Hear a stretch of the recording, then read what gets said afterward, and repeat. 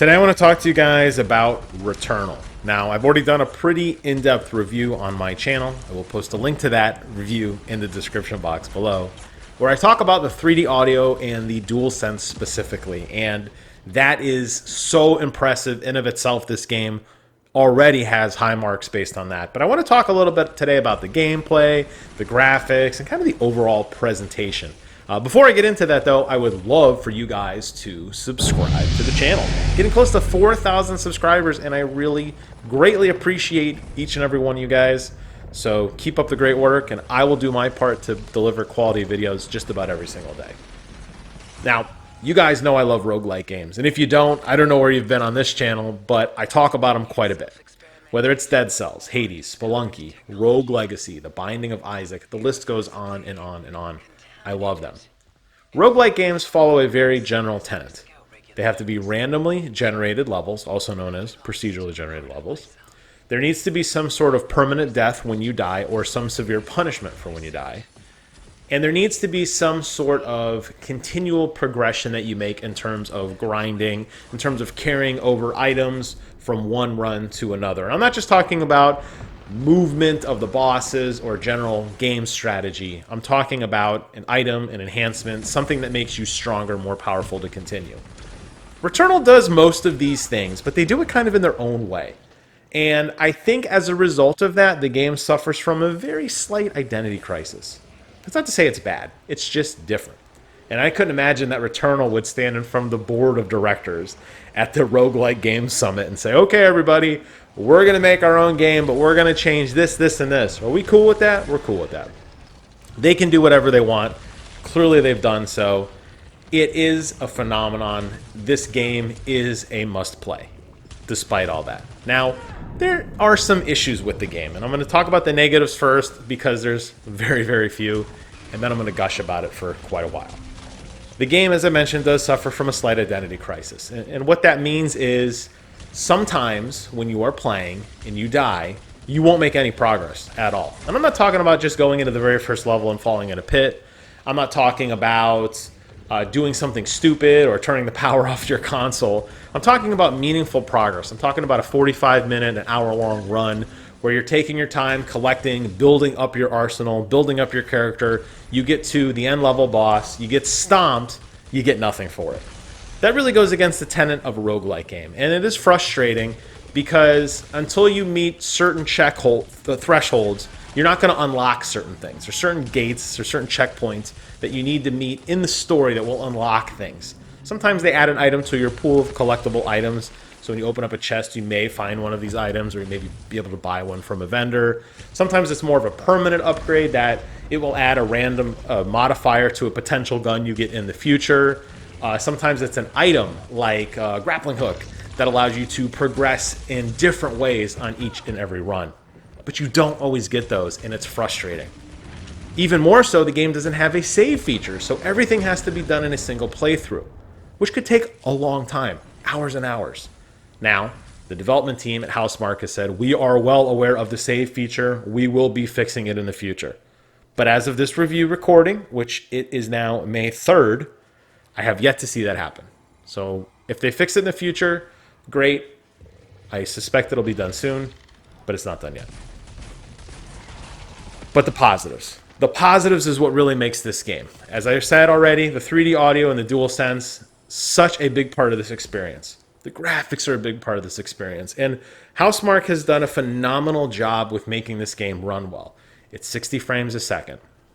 Beautiful draw distance with absolutely no popping that I have seen. Lots and lots of particle-based physics.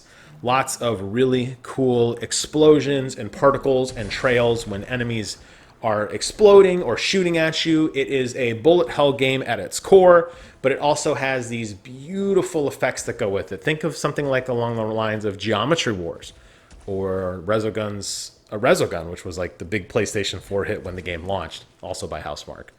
So they have a pedigree when it comes to making really pretty, vibrant games. And this game is gorgeous. You're going to travel through many different biomes, and you're going to kill enemies, gear up, become stronger, and move on. The game has a lot of mystery to it, not just in terms of like what is the story, which it's a very interesting story, even the way it's told through these recordings and some of the pieces of lore you'll find, some of the artifacts you'll find, little snippets of the story scattered throughout. But the story is also told in just a very, very slow burn style where every time you play and get a little farther, you'll uncover something new. You'll feel like you are understanding the story in a different way if you put the time into it. If you don't want to put the time into it, you don't have to. If you want to just run right through the rectangle doors, which will always take you to your main quest, hey, have at it. But if you want to take your time and explore, I think you'll be rewarded in a very pleasant way. And even though the world is procedurally generated, each zone tells its own story in a very distinct, nice way. And I do appreciate it for that. In terms of the actual gameplay, it's phenomenal. It's got the running, the jumping, the dashing. You have a standard weapon with a charge-up shot. You have items that you can build up and utilize. Or you can buy them or find them and utilize those. Sometimes rooms are on lockdown. We have to defeat a certain amount of enemies to leave. Sometimes the rooms are more platform-based with lasers that you have to navigate around. Always, always, always risk and reward. That is the core tenet of this game, and it comes through in everything you do. Every room you go into, there's enemies. You want to fight them and get better weapon proficiency, which will allow you to pick up better and stronger weapons in the future. Great. If you don't want to do that, you don't have to. You could just run, basically golden path, run straight to the final boss and fight him with your base starter pistol if you wanted to. But you don't have to. Items that you pick up. The items, a lot of times, have a strength and a weakness to them. There's parasite things you put on your body. They may make you shoot faster, but they may make your melee weaker.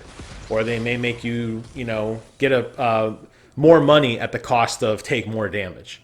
It's always a risk-reward. And it's up to you to choose if you want to play that style. Now, one of the things that I don't particularly love about this game, and again, going back to that Identity Crisis con, is that it's hard to make a build. When you play through games like Rogue Legacy or Spelunky, well, not so much Spelunky. Definitely Dead Cells. Definitely Nuclear Throne, which is another roguelike that I didn't mention earlier. When you're building up your character and you're looking at what abilities you pick, you try to synergize abilities. I'm going to do a melee build. So I'm going to pick abilities that give me more range and more damage with my melee. I'm going to forego weapons, like more like projectile type weapons. In Returnal, you don't really get that choice. It's very hard to find synergies that add up meaningfully. And before you know it, you're going to be having so many negatives, it's very difficult to kind of almost even remember what your negatives or positives were. So in a way, the system kind of crumbles over its own weight. There needs to be a better way to synergize things. There needs to be a better way to pick certain abilities or to kind of gear your character in a certain direction. So if you want to have a melee build, you can. If you want to have a dash attack build, you can. If you want to have a build where you focus more on alt fire as opposed to primary fire, you can. They don't have that in this game yet, and I'm very surprised the fact that there are so many modifiers.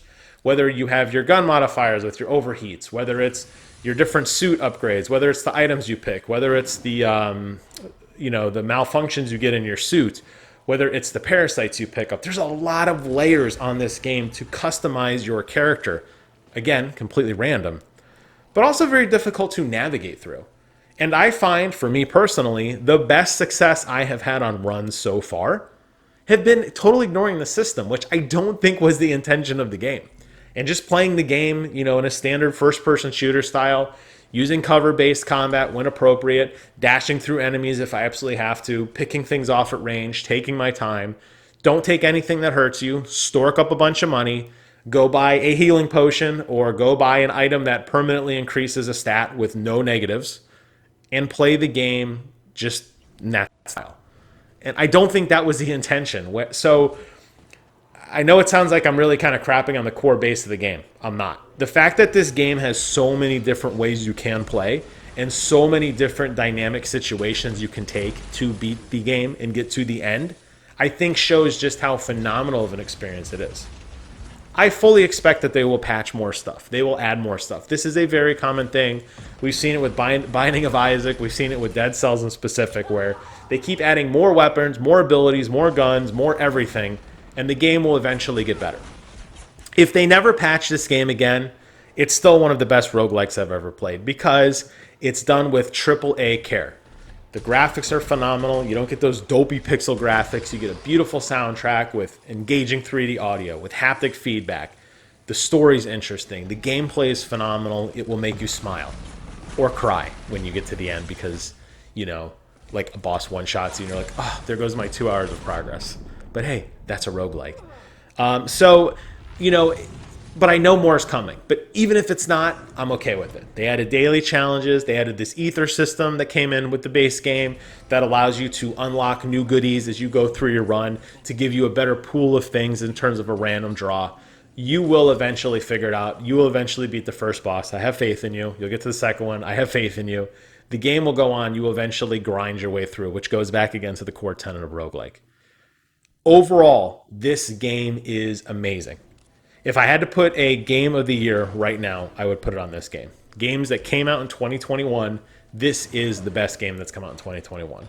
Metacritic sitting, it fluctuates, mid-80s, I'll say. Right now it's about mid-80s. And I think that is a phenomenal score for this game. I suspect a lot of the critics, knocked points off for the things that I mentioned. Some of that identity crisis, some of that feeling like you're not progressing in every single run, the lack of a save. A lot of things kind of hurt this game, but the sum is significantly greater than all of these negative parts.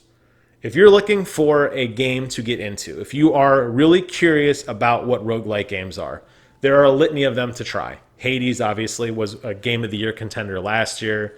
Dead Cells continues to put out phenomenal stuff. The problem with these games is they're not big budget games. I'd say Hades probably comes the closest with that isometric, think like Diablo 2, Diablo 3 view.